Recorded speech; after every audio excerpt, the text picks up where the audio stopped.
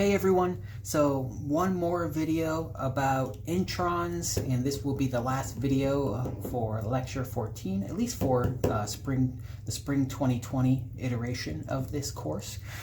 So now, that always happens, huh? If you've been watching a lot of these videos, you will notice that my pencil, the tip of it, always breaks after I sharpen it. So, okay. So there are a lot of biologists who are interested in introns because, well, they're very interesting, but also they are curious about how they evolved.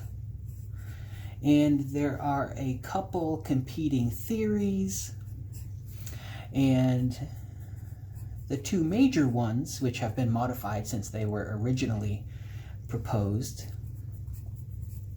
But, you know, it's useful to just talk about these two early proposals and to introduce, you know, how scientists like to think of intron evolution. So we have the intron early proposal and the intron late proposal. So the intron early, now what this model holds, I called them proposals, we can call them models also, is that, let's say, if this is a tree and this is the evolution of organisms going this way, now let's say this branch is eukaryotes, and this branch over here is prokaryotes, and this thing right here, this would be the last common ancestor between prokaryotes and eukaryotes, whatever that organism was that, you know, divided and gave rise to the lineage that would become eukaryotes and prokaryotes, the lineages that would become prokaryotes and eukaryotes. Well, this was the last common ancestor right here. So the intron early hypothesis holds that introns evolved, you know, somewhere down here. Introns evolved. And if introns evolved down here, that meant the last common ancestor between prokaryotes and eukaryotes had introns.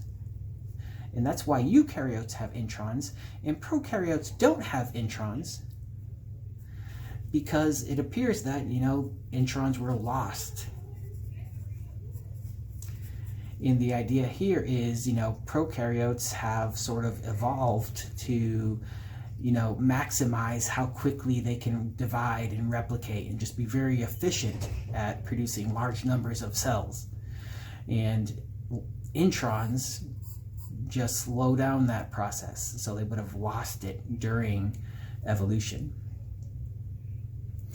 Now, when I say prokaryotes don't have introns, I'm talking about the spliceosomal introns that are common in eukaryotes.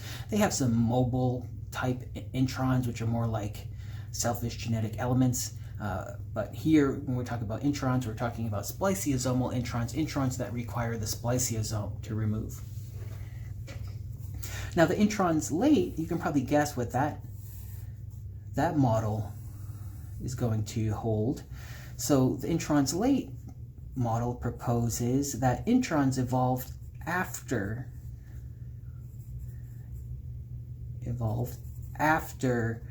the branch point, after the last common ancestor between prokaryotes and eukaryotes, and they evolved specifically in the lineage that led to eukaryotes.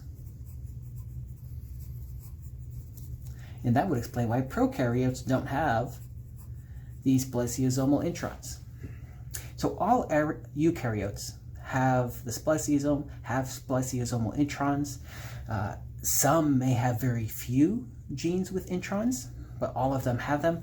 So far, there has been one eukaryote that has been found that has lost the spliceosome and does not have any spliceosomal introns, but that is such a rare case, and it seems like it's just an outlier, and it happens to be, I think it's a parasite. So it's a parasite that lives inside a host, and it cannot live outside of its host. It relies on its host to provide a lot of the resources that eukaryotic organism needs to survive, and that one appears to have lost the spliceosome. But for the most part, all eukaryotes have at least some introns and have conserved the spliceosome. And the introns late model holds that introns evolved after this last common ancestor between prokaryotes and eukaryotes, and they evolved specifically in the lineage that led to eukaryotes. So all eukaryotes have introns, right? So how come they have introns? How come, some eukaryotes, or many eukaryotes haven't lost introns? They seem, in some ways, they seem wasteful. So it turns out there are benefits. And there is at least one benefit, appears to be at least one benefit, and it works something like this. I should say this is a hypothesis, right? So we assume that what I'm about to talk about is a benefit. So we have, let's say, one gene, and that one gene, we can understand how it can make one messenger RNA. But it turns out that in many eukaryotes, including humans, that one gene can make many different types, related messenger RNAs, but different in the overall sequence. So we can have variant 1, V1, variant 2, variant 3, we can go on and on and on. And each variant is slightly different in sequence, and they can be used to translate a protein with a slightly different amino acid sequence. And proteins that are related and are slightly different in sequence are called isoforms. So protein isoform 1 here from messenger RNA variant 1, protein isoform 2 from messenger RNA variant 2, and protein isoform 3 from messenger RNA variant 3. So we can get messenger RNA variants from one gene through a couple different mechanisms, right? RNA editing might be a mechanism. That's a mechanism we're not going to really talk about in at least this section of the course. But the one I want to talk about, the major one,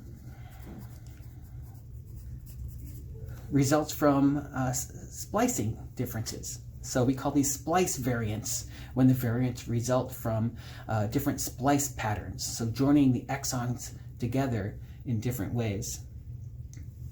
So, and how would that work? So how are splice variants created? So now we just want to cover the very basics of this process. So let me diagram a gene, and these little boxes represent the exons of the gene. And I can shade them in. Why not? And let's say this is the transcription start site. E1, E2, E3, E4, and E5. Let's say this is the transcription cleavage site, TCS, TSS. And some splice variants might have a slightly different transcription start site and a transcription cleavage site. We won't really talk about those. I just want to talk about different splicing patterns. So let's assume all the variants that we are going to talk about are going to have the same transcription start site. So they're all going to start with the same exon. They're all going to have this little segment in them. So I'm going to put E1 right here, and let's put that 7-methyl guanine cap on each one. And let's look at 3 different variants. Now, one thing, well, I'll wait to talk about that. So now let's assume this variant right here has all the exons. Okay, so all of these introns will be removed from the pre-mRNA, and all these exons will be stuck together.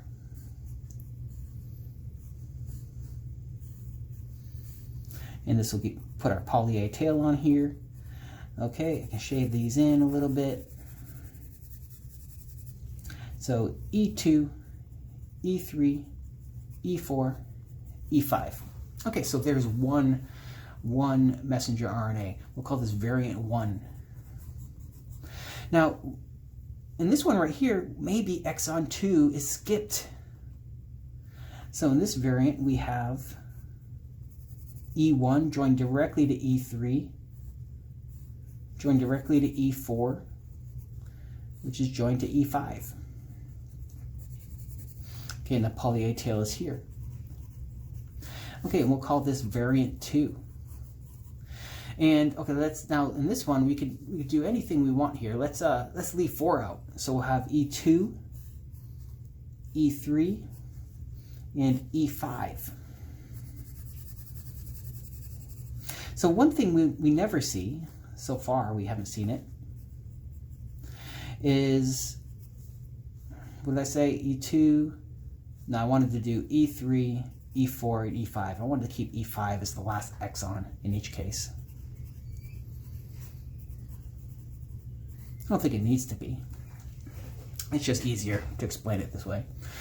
So now you can imagine if these messenger RNAs were translated, they would lead to slightly different proteins. The proteins would have the same sequence down here. They would end with the same sequence. They'd have some similar sequences in the middle, but they wouldn't be identical.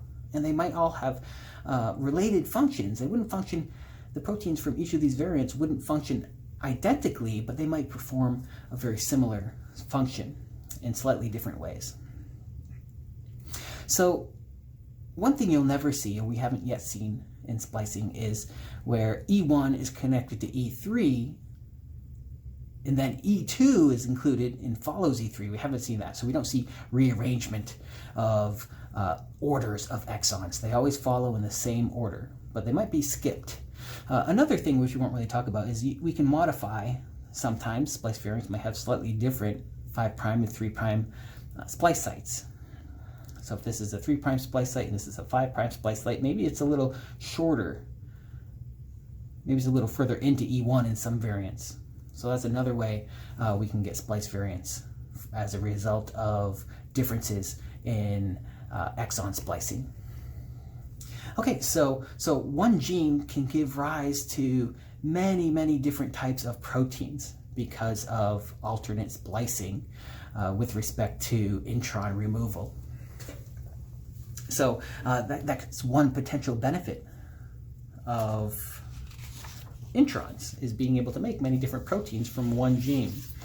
So in class, I went over example. I kind of wanted to do a sort of Pictionary thing with you all to talk about the human example. Again, all genes in humans are thought to be associated, or I guess transcript variants have been found for essentially all genes. How important every variant is unknown yet, but each gene gives rise to multiple messenger RNAs as a result of alternate splicing. So in class, I wanted to do sort of a Pictionary thing to see how many of you could guess what I'm diagramming here. And then I was, foolish, and I wrote exactly what I was diagramming. I labeled it. And I can give you some hints as I'm drawing it. It has to do, maybe you would have seen it in 197, our introductory biology course. It has to do with muscles, cell physiology. How about thin filaments and thick filaments? Do you need to remember this structure for this genetics course? No, not at all. But I've tried to come up with important examples of everything we talk about and how they relate to human biology. And I like this example that we're about to talk about. So thick filaments, thin filaments, we have these cross links here. Anyone know what I'm diagramming here?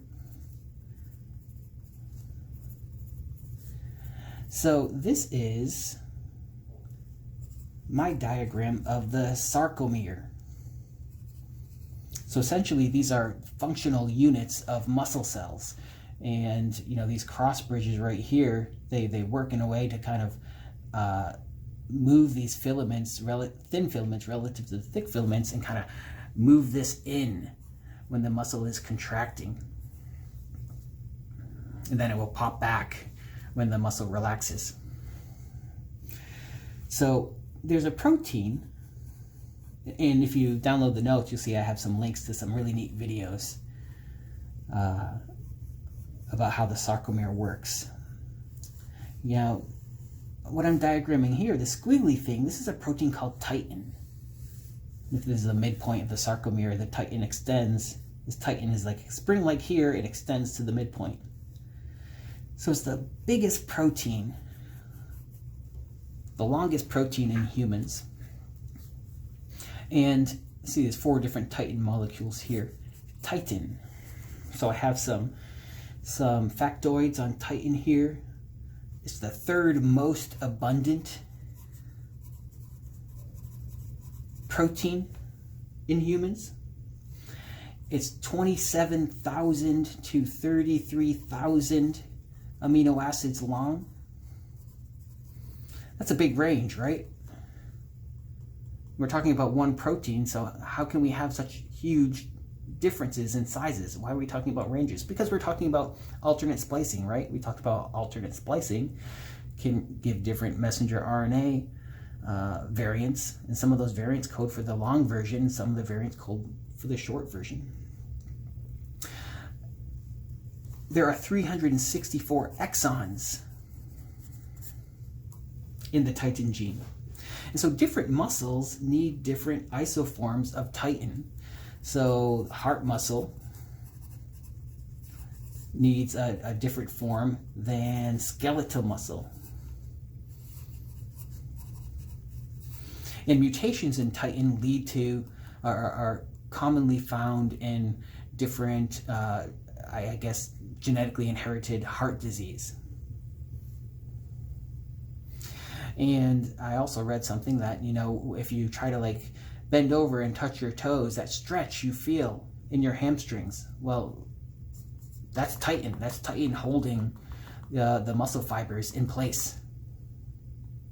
That stretch, I guess, is due to titin, which is like a spring, and it's involved in maintaining passive tension, I guess. I don't know that all that much about human physiology and muscle physiology, but I thought that was pretty neat. Scientists used to think that stretchy feeling, all that tension was held together by connective tissue, but it turns out it's titin. Titin is responsible for that passive tension. So different muscles need different forms of titin. And what are some of those forms? You know, it's not really important that you know what those are. But also, you know, heart muscle, skeletal muscle, there is a version of titin that is called FCT that is specific for the embryo heart, so for fetal hearts. Because you can imagine the embryo heart or fetal heart is much smaller than that of an adult heart. And the muscles are probably going to be moving less blood. So different forms of titin may be needed at those different stages of human life. So FCT is one of the proteins isoforms that is found in fetal or embryo heart. N2BA is an isoform of titin that is found in adult heart. N2B is another isoform found in adult heart. N2A is the isoform found in skeletal muscle. And all of these are a result of alternate splicing of the 364 exons found in the titin gene.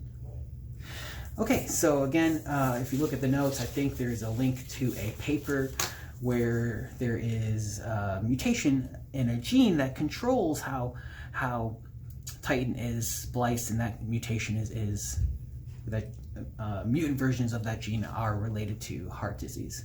So I hope you liked that example of alternate splicing and how it's important even in humans, and how it's related to certain genetic diseases. And I think that's it for our discussion of introns for now.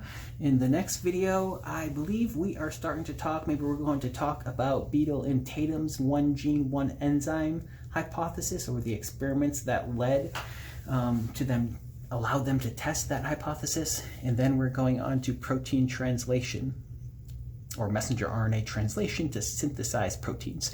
Okay, see you in the next video.